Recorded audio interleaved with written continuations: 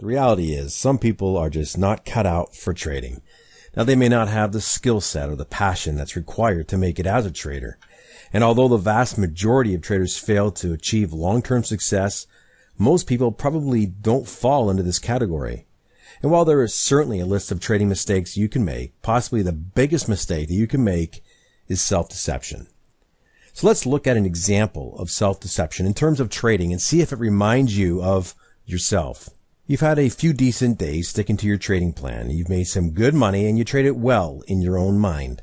You think that you might just have turned a corner and then bam, your trading account takes a hit and you lose a load of money by failing to take your stops as dictated by your trading plan. Again. Now you try your hardest to figure out why this has happened to you time after time. You consider quitting. And you probably feel pretty terrible about yourself.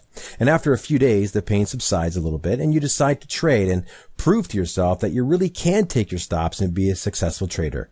And you trade okay. You make a little money. You take your stops when they come, but the cycle continues. I don't think most people are stupid. If they saw a friend do what they've just done, they'd probably be able to point it out and help get their friend on the right track. But when it comes to themselves, most people seem to be able to repeat the same mistakes over and over. So what gives? Self-deception. Of course, this is entirely unintentional and it's an easy trap to fall into. So let's highlight the most obvious piece in the puzzle. When the trader in the scenario we just talked about eases back into trading, they're really trying really hard to ensure that they stick to their stops. Plus, they want to feel good about themselves after taking an emotional battering.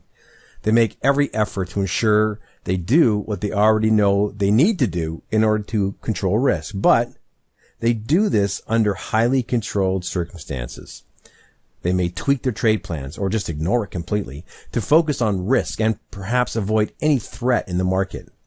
And even though we all know that we cannot control the market, taking this step never really allows a situation in their trading where they are under pressure to act. They're not practicing the very situation that's caused them to spiral out of control and lose a load of money. But there's a more subtle piece of deception in the build-up to the eventual meltdown. When this trader is stringing together a few good days, almost always they're not strictly adhering to their rules. Sure, they're making money, but they're also getting away with really, really poor trading.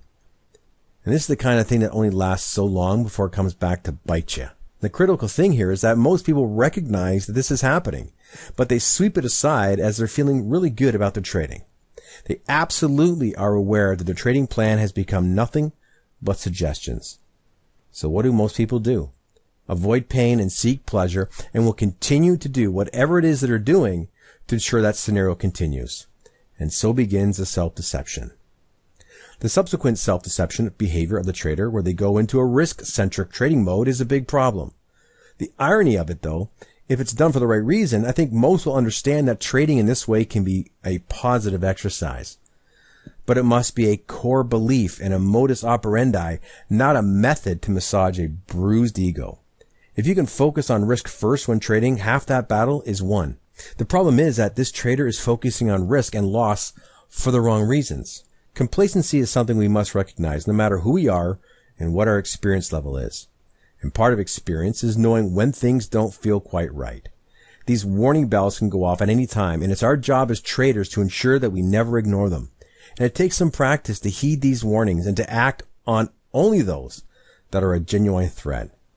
But when there is a real threat, you must take the appropriate action or the dreams of being a successful trader will never be realized. Now, simply heeding your warning signals is not enough to lift that veil of self-deception. You need to actively monitor for these signals as well. This means constantly measuring errors, mistakes, and rash behavior in spite of P&L figures.